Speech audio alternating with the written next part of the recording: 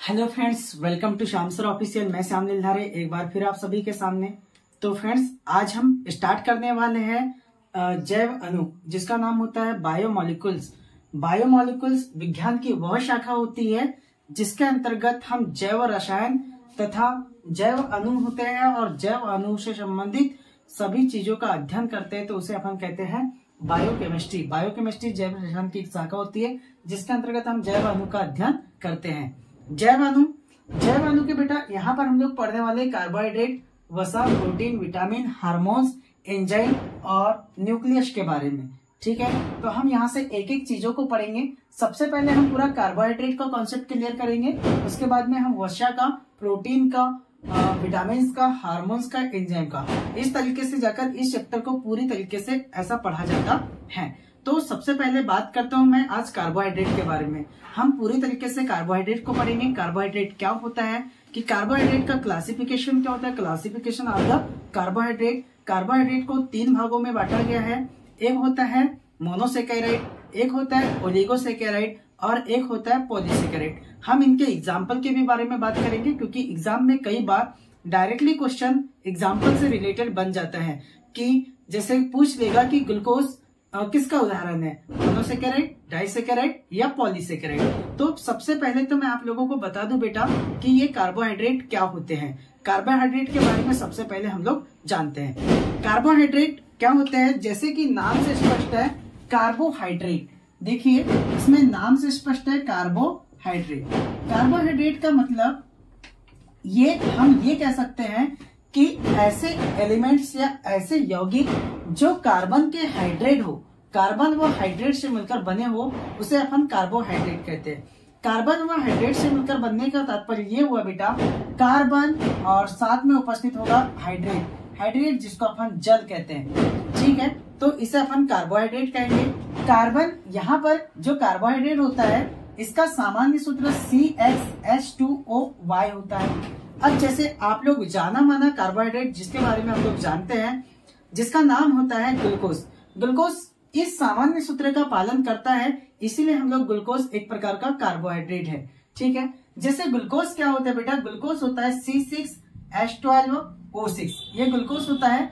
अभी मैं आपको इस सामान्य सूत्र का पालन करते हुए बताऊंगा कि ग्लूकोज एक प्रकार का कार्बोहाइड्रेट कैसे होता है। देखिए इसमें कार्बन, मैं इसको ऐसा लिख सकता हूं, कार्बन H2O, और यहाँ पर देखो बेटा कार्बन की संख्या 6 है और H2O मैं यहाँ पर 6 ले लेता हूँ। ध्यान से देखिएगा, C6H6 और O6, तो ये हो गया आपका कार्बोहाइड्रेट। बताओ ये इस सामान्य सूत्र का पालन कर रहा है। यहाँ पर X की वैल्यू 6 और Y की भी वैल्यू कितनी आ गई है, 6 आ गई है। ठीक है, तो ये एक प्रकार का कार्बोहाइड्रेट जिसका सामान्य सूत्र होता है CH2OY, इस नियम का पालन करता है, तो इसे अपन क्या कहते हैं, ग्लूकोज एक प्रकार का कार्बोहाइड्रेट है। लेकिन ये परिभाषा कुछ ही समय तक सीमित रही। वास्तव में कार्बोहाइड्रेट कार्बन व हाइड्रेट नहीं होते। कार्बोहाइड्रेट क्या होते हैं मैं उनके बारे में बताऊंगा। ठीक है, तो सबसे पहले मैं यहाँ पर आप लोगों को बता दूं कि कार्बन और हाइड्रेट कार्बोहाइड्रेट कहलाते हैं। अभी मैंने आप लोगों को बताया, लेकिन मैं एक चीज बता रहा हूं बेटा, जैसे आप लोगों ने नाम तो सुना होगा HCHO, इसको देखा है आप लोगों ने। देखो मैं इसको क्या लिख सकता हूं, इसको इस तरीके से लिख सकता है, CH की संख्या 2 है और साथ में है O। तो बताइए क्या ये भी इस नियम के पालन, जैसे यहाँ पर X की वैल्यू 1 हो जाएगी और Y की भी वैल्यू कितनी हो जाएगी, 1 हो जाएगी। देखो X की वैल्यू 1 और Y की भी वैल्यू 1, तो बताओ HCHO जिसका नाम होता है फॉर्मेल्डिहाइड। क्या फॉर्मेल्डिहाइड एक प्रकार का कार्बोहाइड्रेट है, फॉर्मेल्डिहाइड? बताओ फॉर्मेल्डिहाइड एक प्रकार का कार्बोहाइड्रेट है? तो आपका आंसर आएगा नहीं, फॉर्मेल्डिहाइड एक प्रकार का कार्बोहाइड्रेट नहीं है, बल्कि ये इस प्रकार के सामान्य सूत्र का पालन कर रहा है, फिर भी यह कार्बोहाइड्रेट नहीं है। तो देखिए और भी एक यौगिक बताता हूं जिसका नाम होता है एसिटिक एसिड। तो एसिटिक एसिड क्या होता है, देखिएगा CH3COOH, ये एसिटिक एसिड होता है। इसमें मैं इसको इस तरीके से लिख सकता हूं बेटा, ध्यान से देखिए, C2H2O और इसका होल ट्वाइस। देखिएगा कार्बन की संख्या 2, कार्बन की संख्या 2, हाइड्रोजन की संख्या 4, 3 और 1 4, ऑक्सीजन की संख्या 2, ऑक्सीजन की संख्या 2। तो बताओ क्या ये भी तो इस सूत्र का पालन कर रहे हैं? क्या ये भी एक प्रकार का कार्बोहाइड्रेट है? नहीं, एसिटिक एसिड भी एक प्रकार का कार्बोहाइड्रेट नहीं है, जो इस सूत्र का पालन करने के बाद भी कार्बोहाइड्रेट नहीं है। तो कुछ ऐसे यौगिक भी होते हैं, मेरा बताने का तात्पर्य यह है कि कुछ ऐसे यौगिक भी होते हैं जो इस सामान्य सूत्र का पालन करता है फिर भी कार्बोहाइड्रेट नहीं है, जैसे एसिटिक एसिड और फॉर्मेल्डिहाइड, दोनों इस सूत्र का पालन करते फिर भी कार्बोहाइड्रेट नहीं है। परंतु कुछ ऐसे भी यौगिक होते हैं जो इस सूत्र का पालन नहीं भी करते फिर भी वो कार्बोहाइड्रेट होते हैं। तो एक नाम सुना होगा आपने, रैमनोज। रैमनोज, ये रैमनोज जो होता है ये एक प्रकार का कार्बोहाइड्रेट होता है, कार्बोहाइड्रेट, ठीक है, जो इस सूत्र का पालन नहीं करता फिर भी वो कार्बोहाइड्रेट होता है। ये होता है भाई, ये होता है C6H12O5। बताओ, ये इस सूत्र का पालन नहीं करता है फिर भी ये कार्बोहाइड्रेट है, ठीक है। तो देखिए बेटा, तो कार्बोहाइड्रेट, अब हमारी कार्बोहाइड्रेट की नई परिभाषा आती है कि कार्बोहाइड्रेट की नई डेफिनेशन क्या होती है। अब हम इसको कार्बोहाइड्रेट को यह नहीं बोलेंगे कार्बन और उसके हाइड्रेट से मिलकर बने यौगिक कार्बोहाइड्रेट कहलाते हैं। ये सरासर जो परिभाषा थी ये पुरानी थी, ये परिभाषा कुछ ही समय तक लागू हुई, लेकिन देखो अभी मैंने आपको बताया CH3COOH ये भी इस सामान्य सूत्र का पालन करता है फिर भी कार्बोहाइड्रेट नहीं है। CH2O फॉर्मेल्डिहाइड ये भी इस सूत्र का पालन करता है फिर भी ये कार्बोहाइड्रेट नहीं है। रेमनोज जो कि इस सूत्र का पालन नहीं करता है फिर भी ये कार्बोहाइड्रेट है। तो अब कार्बोहाइड्रेट की नई परिभाषा क्या होती है, तो कार्बोहाइड्रेट की आधुनिक परिभाषा क्या होती है उसके बारे में देखिएगा आप लोग। कार्बोहाइड्रेट की आधुनिक परिभाषा क्या होता है बेटा? कार्बोहाइड्रेट बहुत सारे हाइड्रोक्सी समूह और एल्डिहाइड या कीटोनिक समूह से मिलकर बनने वाले यौगिक होते हैं। बहुत सारे हाइड्रोक्सी समूह, कीटोन या एल्डिहाइड, ठीक है, से मिलकर बनने वाले यौगिक होते हैं। मतलब उसमें एक से अधिक हाइड्रोक्सी समूह होंगे और एक से और कीटोनिक समूह उपस्थित होंगे तो उसे अपन कार्बोहाइड्रेट कहेंगे। या फिर बहुत से हाइड्रोक्सी समूह उपस्थित होंगे साथ में कीटोन समूह उपस्थित होंगे तो उसे अपन कार्बोहाइड्रेट कहते हैं। तो देखो बेटा, जैसे आप लोगों को बता दो ग्लूकोज C6H12O6 ये ग्लूकोज होता है। ग्लूकोज जो कि शर्करा से मिलकर बना होता है, शर्करा का जल अपघटन किया जाता है। शर्करा का जल अपघटन करने के बाद ग्लूकोज तथा फ्रक्टोज मिलकर बने होते हैं। फ्रक्टोज जो कि जल में विलय होता है, लेकिन ग्लूकोज जल में विलय नहीं होता, तो ग्लूकोज को अलग कर लिया जाता है, ठीक है। तो ग्लूकोज का मैं सूत्र बताऊंगा कि ग्लूकोज एक प्रकार का एल्डोज है। एल्डोज क्या होता है? एल्डोज जो एल्डिहाइड और हाइड्रोक्सी समूह से मिलकर बने होते हैं तो उसे अपन बोलते हैं एल्डोज। कीटोज क्या होते हैं? कीटोज जो कीटोन और बहुत सारे हाइड्रोक्सी समूह से मिलकर बने होंगे तो उसे अपन कीटोनोस बोलेंगे, ठीक है। तो अभी हम बात करने वाले हैं अब हम कार्बोहाइड्रेट के बारे में।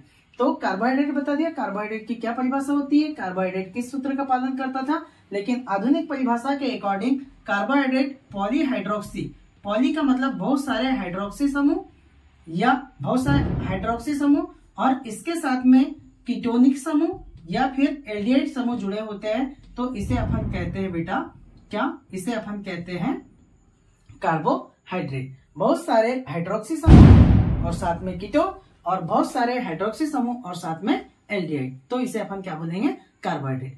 इतनी चीजें आप लोगों को क्लियर हुई, ठीक है। यहां तक क्लियर होने के बाद हम आगे बात करते हैं।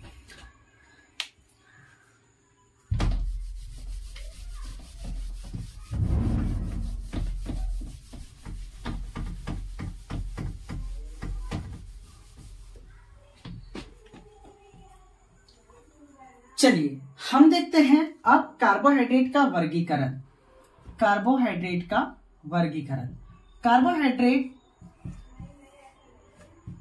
का वर्गीकरण।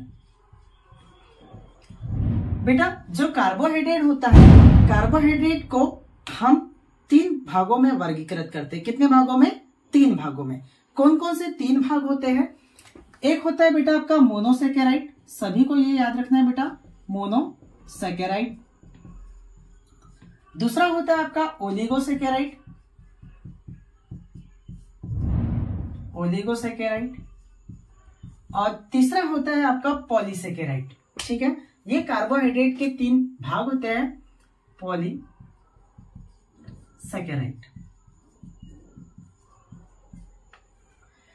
मोनोसैकेराइड, मोनो का मतलब होता है बेटा एकक, जो एकक इकाई से मिलकर बना होता है, एकक इकाई से मिलकर बना होता है उसे अपन मोनोसैकेराइड। जो सैकेराइड के एकक इकाई से मिलकर बना होगा उसे अपन मोनोसैकेराइड कहेंगे। ओलिगोसैकेराइड, यह 2 मोनोसैकेराइड से मिलकर बना होता है तो इसे अपन ओलिगोसैकेराइड। 2 भी हो सकता है, 3 भी हो सकता है, 4 भी हो सकता है। तो ओलिगोसैकेराइड को भी और 3 भागों में वर्गीकृत किया गया है, जिसका नाम होता है डाइसैकेराइड, ट्राइसैकेराइड और टेट्रासैकेराइड। ठीक है, और जो पॉलीसैकेराइड होता है, पॉलीसैकेराइड में बहुत सारे सैकेराइड समूह उपस्थित होते हैं तो इसे अपन पॉलीसैकेराइड कहते हैं। तो देखो, मोनोसैकेराइड, कई बार एग्जाम में क्वेश्चन पूछा जाता है बेटा कि मोनोसैकेराइड का क्या एग्जाम्पल है। तो मोनोसैकेराइड का एग्जाम्पल बेटा याद रखना है आप लोगों को, ग्लूकोज, गैलेक्टोज, फ्रक्टोज और राइबोस।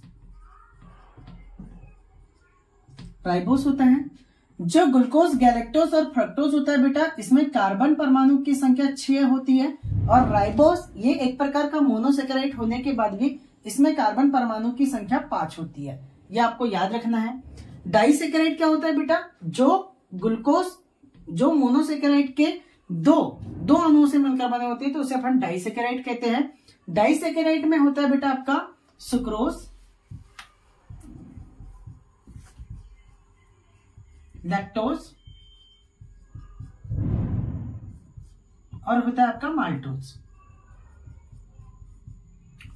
और पॉलीसैकेराइड में बेटा स्टार्च और सेलुलोज, स्टार्च, सेल्यूलोज एवं सेल्यूलोज, गोंद, ईटीसी, इसके बहुत सारे एग्जाम्पल होते हैं। तो देखिए, ग्लूकोज, इसको कैसे याद रखना है आप लोगों को मैं बता देता हूं बेटा। इसमें आप लोग देखो क्या काम करना है, इसको जी, एफ और आर, ये जी, एफ और आर एक ट्री बना लो आप लोग, इसको इस तरीके से याद रख लो। सुक्रोज, SNM, ये सुक्रोज हो गया। और जो स्टार्च एवं सेलुलोज एवं गोंद, ये तो ऐसे ऑलरेडी ही याद हो जाएंगे। ठीक है, अब देखो, ग्लूकोज, गैलेक्टोज, फ्रक्टोज और राइबोस, ये एक प्रकार के मोनोसैकेराइड है। तो कई बार एग्जाम में पूछा जाता है कि मोनोसैकेराइड के एग्जाम्पल है, यहाँ के एक एग्जाम्पल दे देगा ग्लूकोज, सुक्रोज, माल्टोज और सेलुलोज, तो राइट आंसर क्या होगा, ग्लूकोज होगा। ठीक है, अब देखो, आप लोगों को ये भी पूछा जाता है बेटा कि जो सुक्रोज, मैंने बताया सुक्रोज क्या काम करते हैं, मोनोसैकेराइड के 2 से अधिक यौगिक, 2 या 2 से अधिक यौगिकों से मिलकर बने होते हैं। तो जो सुक्रोज होता है बेटा, ये किससे मिलकर बना होता है, ये ग्लूकोज प्लस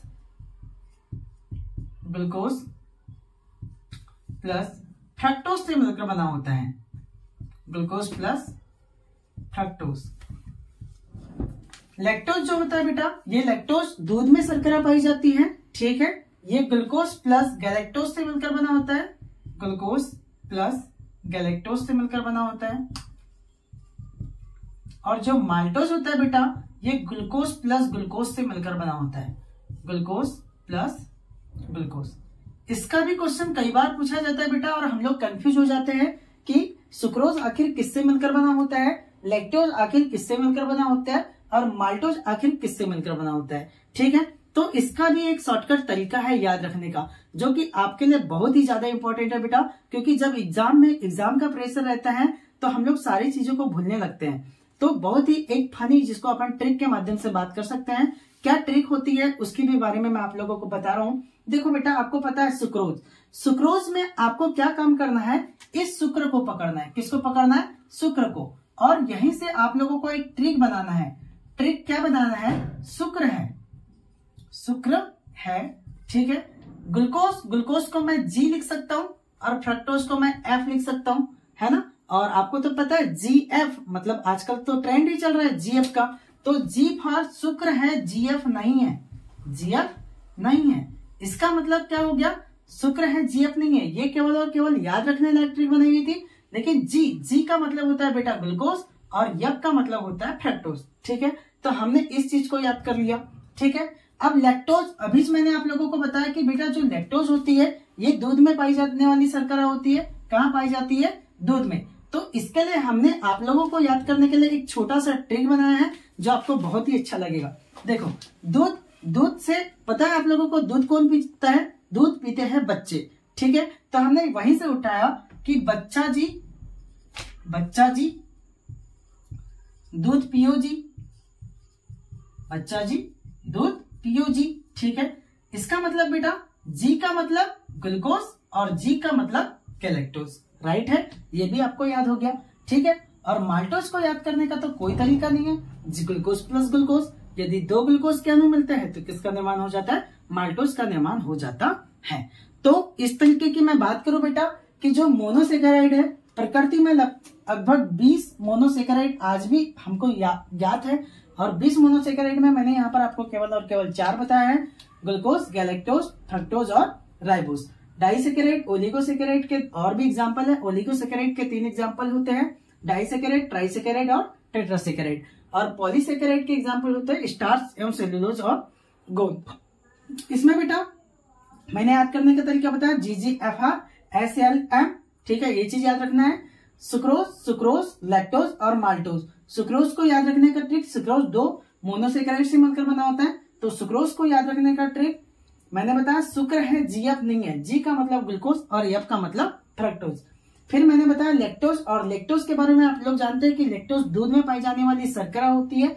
दूध में पाई जाने वाली शर्करा होने के कारण दूध कौन पीता है, दूध पीते हैं बच्चे। तो वहीं से हमने लिखाया बच्चा जी दूध पियो जी फॉर ग्लूकोज और जी फॉर गैलेक्टोज। आशा करता हूँ कि आप लोगों को ये मेरे द्वारा बताई गई ट्रिक काफी अच्छी लगी होगी।